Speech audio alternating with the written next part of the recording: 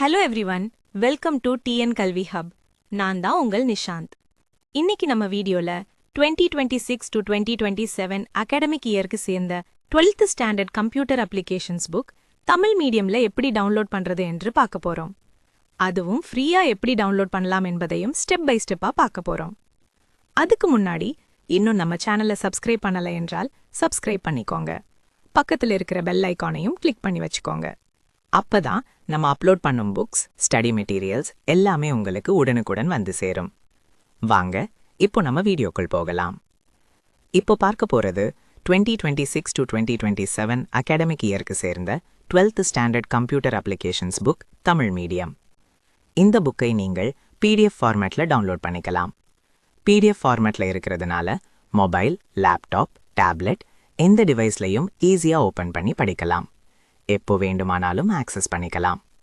முக்கியமான விஷயம் என்னன்னா, இது கவர்மெண்ட் அஃபீஷியலா ரிலீஸ் பண்ணப்பட்ட புக் பிடிஎஃப்.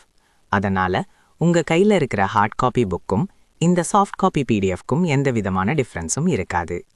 அதே கண்டென்ட், அதே பேஜஸ், அதே குவாலிட்டியே இருக்கும். அதனால் எந்த டவுட்டையும் வேண்டாம், நம்பிக்கையா யூஸ் பண்ணலாம். இந்த மாதிரி புக்ஸ் மட்டும் இல்லாமல் உங்களுக்கு வேற எந்த subject books, study materials, question papers, model question papers வேண்டுமானாலும் கமெண்ட்ல சொல்லுங்க. நீங்கள் கேட்குற மெட்டீரியல்ஸை விரைவாக அப்லோட் பண்ணி உங்களுக்கு ஷேர் பண்ணுவேன். அதே மாதிரி உங்களுக்கு ஏதேனும் டவுட்ஸ் இருந்தாலும் தயங்காம கமெண்ட் பண்ணுங்க.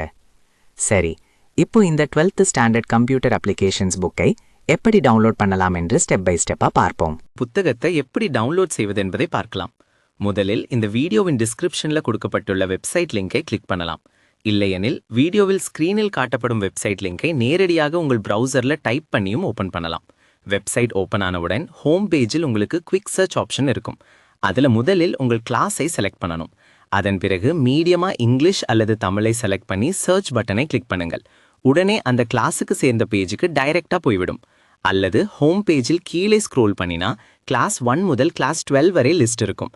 அதில் உங்கள் கிளாஸை செலக்ட் பண்ணலாம். அதை கிளிக் பண்ணின பிறகு அந்த கிளாஸுக்கு சேர்ந்த அனைத்து சப்ஜெக்ட்ஸும் ஒழுங்காக காட்டப்படும்.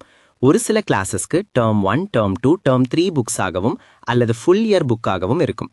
அவையும் அங்கே தெளிவாக காட்டப்படும். உங்களுக்கு தேவையான சப்ஜெக்டை தேர்வு செய்து அதற்கு அருகில் இருக்கும் பிடிஎஃப் டவுன்லோட் பட்டனை கிளிக் பண்ணுங்கள்.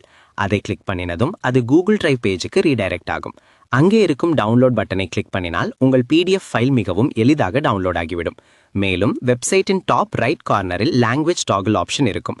அதை பயன்படுத்தி தமிழ் அல்லது இங்கிலீஷ் லாங்குவேஜுக்கு மாற்றிக்கொள்ளலாம். உங்களுக்கு ஏதேனும் டவுட் அல்லது query இருந்தால் வெப்சைட்டில் இருக்கும் கான்டாக்ட் பேஜ் மூலம் எங்களை தொடர்பு கொள்ளலாம்.